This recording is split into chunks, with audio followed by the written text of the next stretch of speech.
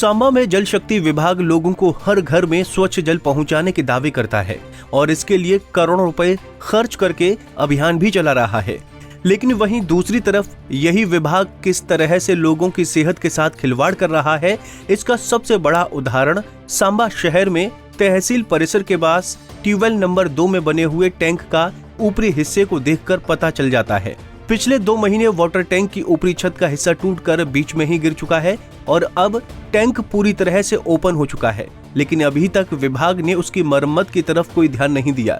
सच्चाई ये है कि हर समय इस टूटे हुए टैंक के ऊपर पक्षी बैठे रहते हैं और वहां पर गंदगी गिराते रहते हैं, लेकिन फिर भी उसकी तरफ ध्यान नहीं दिया जाता है और नतीजा ये है कि उसी पानी को लोग पी रहे हैं और अगर उसमें कोई बीमार होता है तो शायद उसकी जिम्मेवारी लेने वाला कोई नहीं होगा। वहीं स्थानीय लोगों ने डिप्टी कमिश्नर सांबा से मांग करते हुए कहा कि इसका हल निकाल कर इसकी मरम्मत कराई जाए।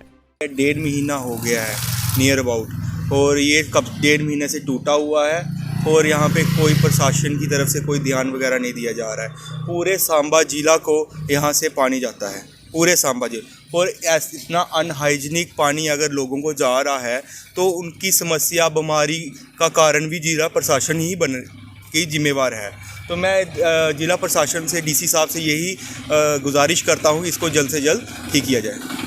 जल शक्ति विभाग लोगों के साथ किस तरह से खिलवाड़ कर रहा है और आलम यह है कि पिछले 1 महीने से लोगों को गंदा पानी पिला रहा है। ये हम ऐसा इसलिए कह रहे हैं क्योंकि आप हमारे पीछे तस्वीरें देख सकते हैं। तहसील के पास ये ट्यूबवेल नंबर 2 पे ये औज बना हुआ है जिसके लगभग 700 घरों को पानी की सप्लाई जाती है, लेकिन इस औज की सच्चाई ये है कि ये पूरी तरह से टूट चुका है, ऊपर से पूरी तरह से खोखला है और यहाँ से पानी सप्लाई किया जाता है 600 घरों के लिए। लगभग 1 लाख गैलन की इसकी कैपेसिटी है और ये कितनी शर्म की बात है कि ये जो विभाग है वो किस तरह से खिलवाड़ कर रहा है, क्योंकि ये पूरी तरह से टूट चुका है, ऊपर से पूरी तरह से ओपन है। कोई भी चीज़ इसमें गिरती है या गंदगी पड़ती है या कोई पंछी इसमें गंदगी फेंक जाते हैं तो उसकी जिम्मेदारी किसी की नहीं है। यहीं से पानी रोज़ यहाँ पे हम खड़े हैं जो तहसील के पास घर हैं, इन घरों को सप्लाई होता है। लगभग 700 के करीब आप घर का अंदाज़ा लगा सकते हैं और किस तरह से ये लापरवाही है जो हम आपको दिखा रहे हैं। शायद कुंभकर्ण की जो नींद है उसमें ये जल शक्ति विभाग सोया है, तभी इस तरह का ये इतना बड़ा बवंडर कर रहा है कि शहर के बीचों बीच ये घर है, चाहे वो आरजी सांबा कहें, कृष्णा मोहल्ला, शमशान घाट या और भी जितने यहाँ पे घर हैं जिनकी संख्या 700 के करीब है, उन लोगों को ये पानी सप्लाई होता है। और इसी जो ओर से पानी है वो कोटली मंडी के ओवरहेड टैंक है वहाँ पे भी पहुँचता है। लेकिन बहुत ही एक शर्मनाक बात है कि जल शक्ति विभाग किस तरह से लोगों के साथ खिलवाड़ कर रहा है। पानी एक मुख्य स्रोत रहता है जिसको जो स्वच्छ जल होगा वो अगर आप पिएंगे तो आपकी सेहत ठीक रहेगी, लेकिन ओपन में ये तस्वीरें हैं। लगभग 1 महीने की जो जानकारी मिली है, 1 महीने से ये टूटा हुआ है, पड़ा हुआ है, ऐसे ही ओपन है।